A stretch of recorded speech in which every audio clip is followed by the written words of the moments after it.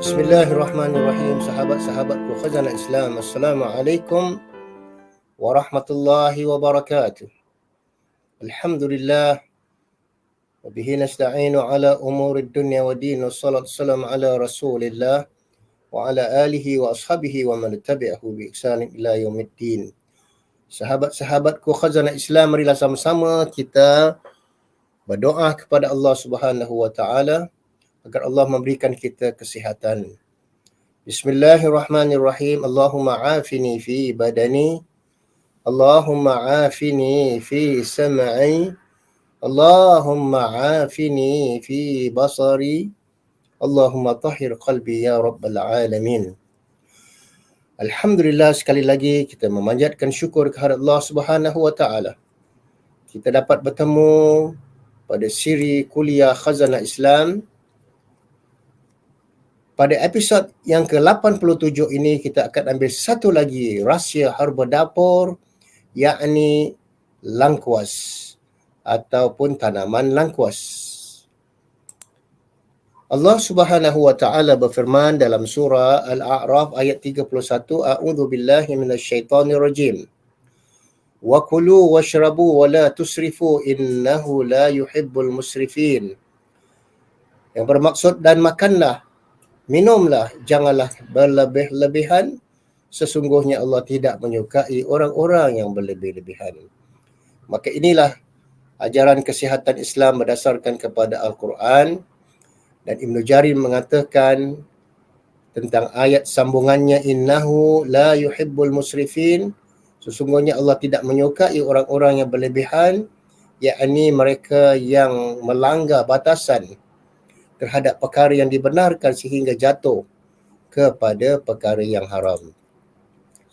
Sahabat-sahabatku khazanah Islam, Allah Subhanahu wa taala berfirman di dalam surah Ar-Rahman ayat yang 17 dan 18, wal habbu dzul asfi war raihan, dan begitu juga demi biji-bijian, tumbuh-tumbuhan yang mempunyai daun yang hijau dan batang.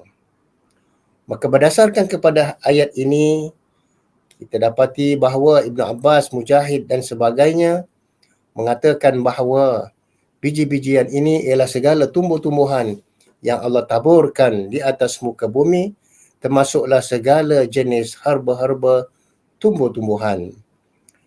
Dan Ibn Abbas dan Mujahid mengatakan raihan bermaknanya daun-daun ataupun herba ataupun apa sahaja tumbuh-tumbuhan, pucuk-pucuk, dan begitu juga herba-herba yang boleh menjadi manfaat. Sementara Al-Hasan mengatakan ar-raihan adalah sweet scented plant.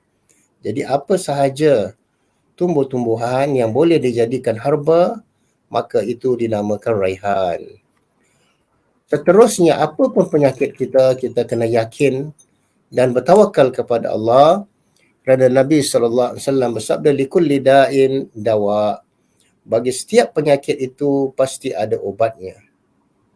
Dan dikatakan fa idza usiba dawa'ud da' bari'a biiznillah, apabila penyakit terpadan dengan obatnya, nescaya akan sembuhlah dengan izin Allah. Maka berdasarkan kepada ayat-ayat ini, inilah di antaranya herbal medicine, segala macam tumbuh-tumbuhan, biji-bijian, daun-daun, pucuk-pucuk, buah-buahan yang semuanya dinamakan raihan ataupun herbal medicine tadi. Kita telah ambil pada episod yang ke-84, 85, 86, yakni tentang chia seed ataupun kayu manis. Begitu juga kita telah mengambil perbezaan antara kunyit dengan kencur, dan manfaat kunyit dan manfaat kencur, Masya Allah, begitu banyak manfaatnya untuk kesihatan kita. Begitu juga tidak kurang tentang khasiat halia merah yang mempunyai 100 jenis manfaat, di antaranya merawat osteoarthritis ataupun sakit persendian tulang. Tidak kurang juga kunyit ataupun kunyit hidup dikatakan turmeric for health, juga mempunyai segunung manfaat untuk kesihatan kita. Nah, kita juga telah akan mengambil pada episod yang ke-87 ini tentang lengkuas dan campurannya dengan kunyit. Seterusnya, sahabat-sahabatku khazanah Islam, ketahuilah tanaman lengkuas ini ataupun herba lengkuas ini mengandungi minyak athari ataupun essential oil yang lebih kurang 1% ataupun 2% di antara komponen utamanya, dan terdapat asam metal sinemat ataupun metal acid, dan minyak athari ini akan muncul jika herba lengkuas ini dihiris dan ditumbuk. Seterusnya, siapa yang menyangka selama beribu tahun kita telah mengamalkan lengkuas untuk bumbu dapur dan masakan-masakan kita, namun ia ternyata kaya akan manfaat kesihatan. Dengan nama herbalnya ilmiah Alpona galangal tersebut hanya berguna sebagai penyedap rasa saat masakan apabila kita tidak membuat kajian.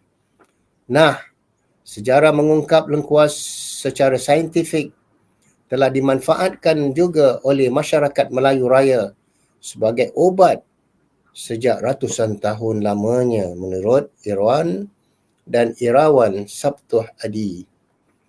Seterusnya, sahabat-sahabatku khazanah Islam, walaupun lengkuas ataupun langkuas memiliki rasa yang sedikit pedas jika dibandingkan dengan halia yang agak lebih pedas, maka untuk mendapatkan berbagai manfaat lengkuas tersebut, anda boleh menambahkan rempah ini ke dalam makanan-makanan anda, dan boleh juga dijadikan teh, jus yang cara rebus, atau mencampurkannya dengan racikan rempah-rempah ratusan jamu. Sahabat-sahabatku khazanah Islam, ketahuilah bahawa ubat-ubat tradisional yang dikaruniakan oleh Allah kepada kita manusia mengatasi dan mencegah sejumlah penyakit. Sebaiknya janganlah kita hanya menyangka ataupun hanya mengambil lengkuas untuk mengatasi segala macam penyakit ataupun yang sedang kita derita. Sebaiknya kita dapat menggabungkan lengkuas dengan kunyit, dengan halia merah, dengan kencur dan sebagainya untuk mendapatkan natijah yang baik. Namun, apa pun kita lakukan untuk mengamalkan herba-herba, ubat-ubatan herba, hendaklah kita mendapat konsultasi dengan doktor ataupun family doktor kita. Nah, sahabat-sahabatku khazanah Islam, manfaat pertama, bagi ibu-ibu yang tidak mempunyai susu yang lancar ataupun berkurangan asupan susu ibu, maka bolehlah dia mengamalkan jus lengkuas ataupun bumbu lengkuas ini, herba lengkuas ini dihiris, ditumbuk dan dicampur dengan makanan-makanan yang lain agar untuk melancarkan susunya untuk bayi yang baru lahir. Yang kedua, menurut Thomas, lengkuas juga boleh mengobati rheumatism, persendian, sakit-sakit tulang. Yang menyangkakan luas juga memiliki. Lengkuas memiliki khasiat dan manfaat kesihatan pengobatan rheumatism, sakit persendian tulang. Cara membuat obat tersebut, yakni kita ambil 2 potongan lengkuas sebesar ibu jari, diparut, diperas, ditapis airnya dan dibuat jus, kemudian diaduk, dicampur dengan telur ayam kampung mentah, dipecah untuk mendapatkan kuningnya. Kemudian kedua bahan tersebut diaduk sampailah merata dan diminum secawan sebelah pagi dan secawan sebelah petang. Seterusnya, sahabat-sahabatku khazanah Islam, Boleh juga jus lengkuas dicampur dengan kunyit, mengandungi senyawa kimia anti radang ataupun anti-inflammation yang dapat membantu meredakan peradangan dan penyebab sakit-sakit sendi. Masya Allah. Seterusnya yang ketiga, sahabat-sahabatku khazanah Islam, lengkuas juga dapat membantu meredakan sakit sendi. Misalnya masalah osteoarthritis, yang dikatakan sakit persendian tulang, sama ada halia kunyit lengkuas juga mengandungi senyawa kimia anti radang atau anti-inflammation yang dapat membantu insya-Allah meredakan peradangan sebab sakit pada sendi-sendi tulang kita. Sebuah penelitian dilakukan pada penderita osteoarthritis. Mereka yang mengalami derita sakit lutut juga menunjukkan bahawa ekstrak halia dan lengkuas dapat meredakan sakit tulang yang muncul saat berdiri ataupun duduk lama. Seterusnya, khabar gembira bagi para kaum lelaki yang tidak mempunyai kesuburan spermanya, maka bolehlah dia mengamalkan lengkuas yang diyakini dapat meningkatkan kesuburan kaum lelaki ataupun pria. Sebuah penelitian telah dilakukan selama 3 bulan kepada pria lelaki yang tidak mempunyai kualiti sperma yang baik ataupun mempunyai sperma air mani yang lemah, menunjukkan bahawa suplemen lengkuas ataupun suplemen yang mengandungi lengkuas dapat membantu meningkatkan kualiti sperma yang baik insya-Allah taala. Dan tidak itu sahaja sahabatku, kajian ini tidak hanya menggunakan lengkuas sahaja, tetapi juga menggunakan bahan lain seperti buah delima yang di mana Allah Subhanahu wa taala telah bersumpah warrumman fihima fakihatun wa nakhlun warrumman dalam surah Ar-Rahman. Begitu juga sahabat-sahabatku khazanah Islam, manfaat kelima bahawa lengkuas bantu menurunkan kadar gula darah ataupun blood sugar level dan mereka yang mengalami kolesterol yang tidak sihat. Maka makanan herbal, amalkanlah makan herbal lengkuas yang juga diyakini dapat bantu mencegah penyakit diabetes type 2 dan dengan izin Allah bantu melindungi serangan jantung. Masya Allah.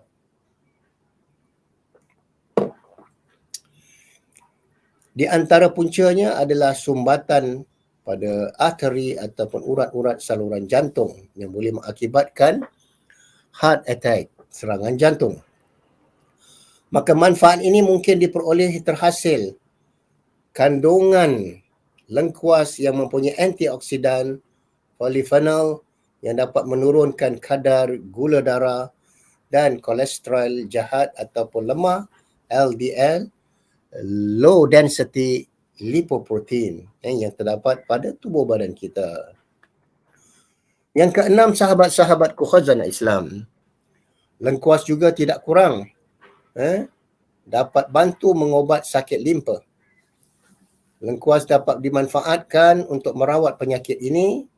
Caranya ialah kita mengambil berikut resep berikut, yakni rebus 2 rimpang lengkuas sebesar ibu jari. 2 rimpang lengkuas sebesar ibu jari.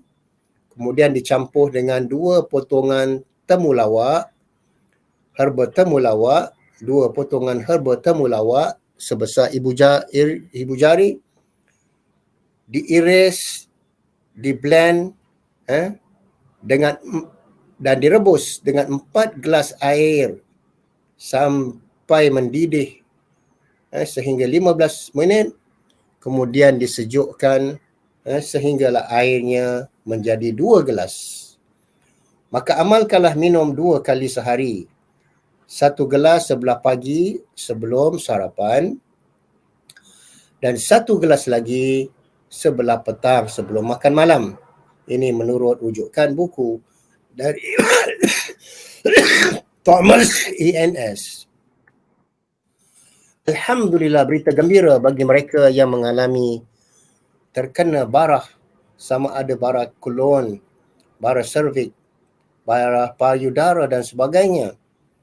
Dikatakan bahawa beberapa manfaat di atas menurut herba kajian lengkuas mendapati ia dapat bantu untuk mengobati dan mencegah penyebaran sel-sel kanser yang jahat yang dialami oleh mereka yang ada penyakit barah kolon, barah serviks dan kanser payudara. Insya-Allah boleh diusahakan dengan mengamalkan herba-herba ini, dengan izin Allah pasti akan sembuh, tetapi memakan masa yang agak panjang. Tentunya masih diperlukan bukti-bukti kajian lebih lanjut mengenai manfaat lengkuas yang satu ini, maka teruskanlah membuat kajian dan membuat bacaan-bacaan lain.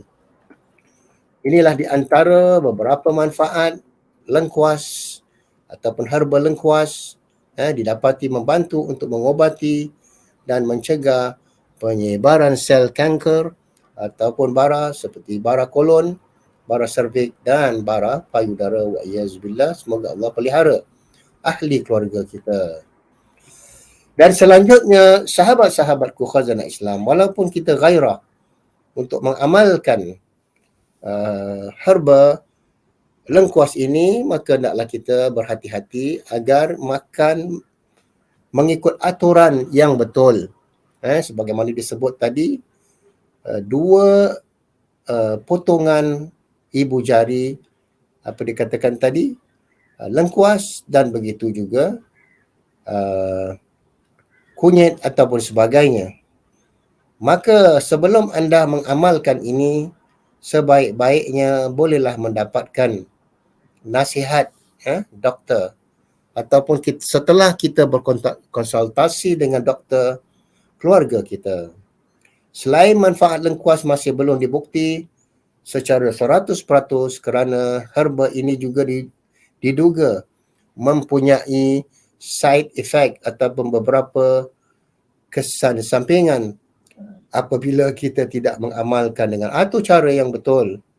Di antaranya mungkin akan mengalami buang air kecil berlebih-lebihan dan diarrhea. Wa'iyazbillah, semoga Allah memelihara kita. Maka itu apa pun kita amalkan, kita kena yakin bahawa tidak akan dapat menyembuhnya melainkan dengan izin Allah Subhanahu Wa Taala. Dan ramuan-ramuan ini setelah kita blend, kita tumbuk, hendaklah kita bacakan surah Al-Fatihah ke dalam air yang campuran dengan herba herba lengkuas, agar ia memberikan kekuatan ataupun energi yang bermanfaat ketika kita mengamalkannya. Maka selamat mencuba sahabat-sahabatku khazanah Islam. Selain daripada lengkuas, kita juga telah ambil tentang manfaat herba temulawak, yang mana ia sedikit sebanyak hampir sama dengan lengkuas, kunyit dan halia. Jadi dikatakan bahawa herba temulawak ini memiliki beberapa kandungan seperti protein, minyak esensial, curcumin, kuning-kuningan, lemak, mineral dan pati. Komponen terbesar di dalam rimpang temulawak adalah patinya. Umumnya pati berwarna putih kekuningan kerana mengandungi curcuminide. Maka selamat mencuba dan bertawakallah kepada Allah dan amalkanlah dengan atur cara yang betul. Jadi inilah di antara manfaat beberapa tumbuh-tumbuhan ataupun herba-herba yang Allah taburkan di atas muka bumi. Semoga ia sangat bermanfaat untuk kita. Amin ya rabbal alamin. Sama-samalah kita berdoa.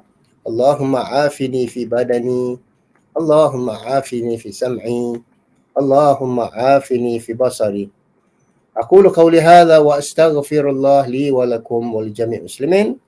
Selamat mencuba. Semoga bertemu sekali lagi pada episod akan datang, iaitu episod 88.